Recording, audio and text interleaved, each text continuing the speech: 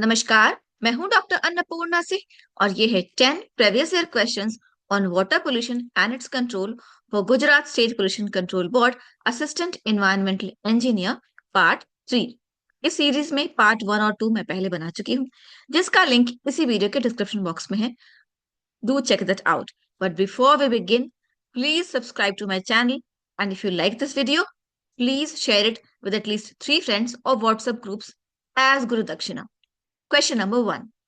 High COD to BOD ratio of an organic pollutant represents high COD to BOD ratio, मतलब COD ज्यादा है और BOD कम, ऐसा अगर रेशियो है, किसी ऑर्गेनिक पोल्यूटेंट का अगर ऐसा रेशियो है तो क्या मतलब होता है उसका?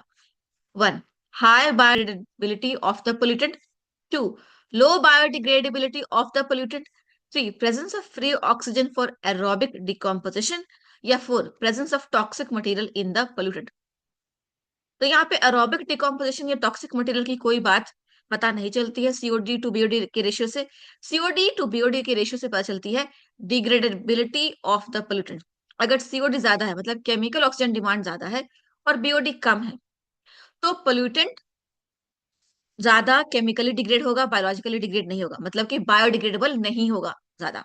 ठीक है, तो high COD to BOD ratio means low biodegradability of the pollutant. ठीक है, answer is 2। Question 2।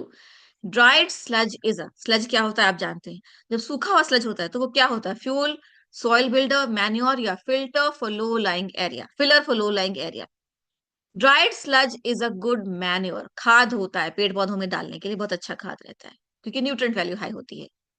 Question 3। Theoretical oxygen demand of 1 mole of glucose is. आप जानते हैं थ्योरेटिकल ऑक्सीजन डिमांड क्या होता है?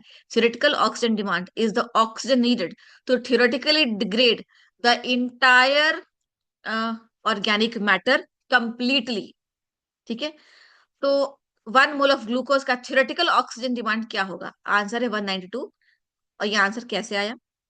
C6H12O6 मतलब ग्लूकोज, 1 मोल ऑफ ग्लूकोज, उसको कंप्लीटली ऑक्सीडाइज करने के लिए कितना ऑक्सीजन चाहिए? 6 मोल्स ऑफ ऑक्सीजन। तो आएगा 6CO2 प्लस H2O। ये केमिकल रिएक्शन है, सबने देखा होगा, नाइन्थ स्टैंडर्ड का केमिकल रिएक्शन है। Total weight of oxygen consumed अब निकालेंगे।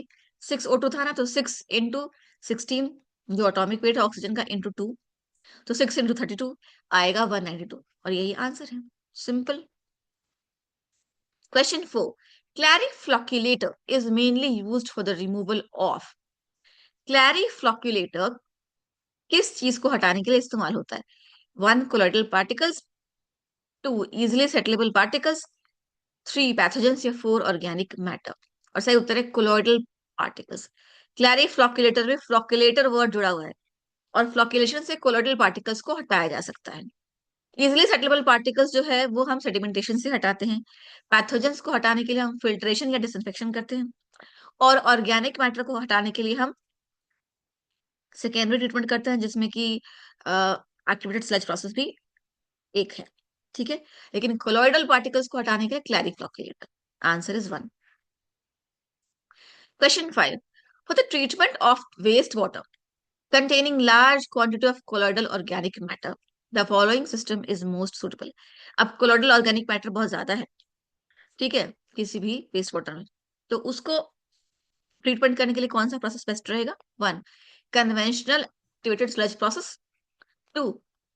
Extended aeration process. 3. Contact stabilization process. या 4. Trickling filter. और आंसर कहता है contact stabilization process. Question 6. If the sludge volume index is 100, then the concentration of biomass in the returned sludge is। Sludge volume index होता है 100, तो biomass का concentration return sludge में कितना होगा? ठीक है, तो आंसर इसका है 10,000 मिलीग्राम पर लीटर। आंसर 1। अब देखते हैं इसका आंसर आया कैसे। स्लज वॉल्यूम इंडेक्स 100 है।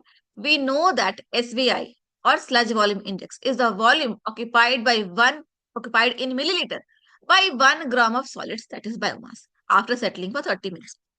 तो बेसिकली जो एक स्लज वॉल्यूम इंडेक्स में स्लज का कुछ वॉल्यूम लिया जाता है और आप देखते हैं कि 1 ग्राम सॉलिड को 30 सेकेंड तक, 30 मिनट तक जब सेटल कराते हैं, इतना वॉल्यूम वो ऑक्यूपाई करता है, वही होता है स्लज वॉल्यूम इंडेक्स। तो 1 ग्राम में कितना होता है? 1000 मिलीग्राम होता है। तो sludge volume index of 1 gram of solids is 100, that is 100 ml of volume is occupied by 1 gram of solids और 1000 मिलीग्राम ऑफ सॉलिड्स, ठीक है। तो 1000 मिलीलीटर और 1 litre of volume will be occupied by, तो जो है 1 ग्राम, इनको 10 से इंटू कर दो, दैट इज 10,000 मिलीग्राम, ठीक है। तो वॉल्यूम 100 ml है, उसको जब 10 से इंटू करेंगे तो आएगा 1000 ml या 1 लीटर।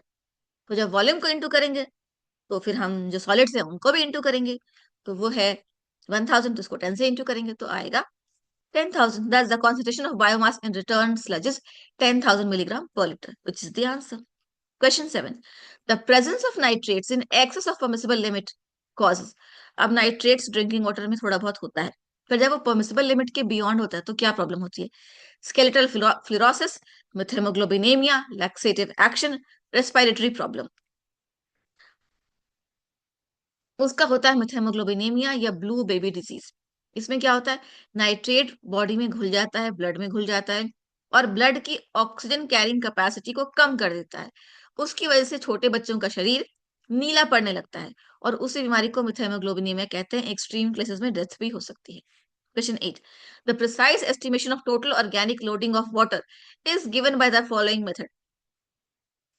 अब total organic loading of water किसके द्वारा दिया जाता है? COD, BOD, wet oxidation with peroxo disulphate या गैस क्रोमेटोग्राफी।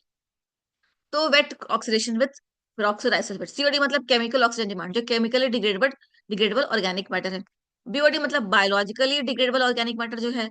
और टोटल ऑर्गेनिक लोडिंग का पता चलेगा wait oxidation with peroxo disulphate, ठीक है। गैस क्रोमेटोग्राफी जो होती है वो ऑर्गेनिक लोडिंग से उसका कोई लेना देना नहीं है। 3. Question 9. The naturally occurring chelating agent. Chelating agent मतलब complexing agent that holds the metal ions in natural water and soil is. पानी में और मिट्टी में ऐसा कौन सा चिलेटिंग एजेंट होता है कॉम्प्लेक्सिंग एजेंट होता है जो मेटल आयंस को बांध के रखता है? Sodium try polyphosphate, fulvic acid, ETA, ETA मतलब इथिलीन डायमाइन टेट्राएसिटिक एसिड, या सोडियम नाइट्रो या सोडियम नाइट्रिलो ट्राई एसिटेट। सही उत्तर है इसका फल्विक एसिड। हम सब जानते हैं सॉइल में फल्विक एसिड होता है और वही पानी में भी होता है, और वह एक कॉम्प्लेक्सिंग एजेंट है, चिलेटिंग एजेंट है, जो मेटल आयंस को बांध के रखता है। Answer is 2.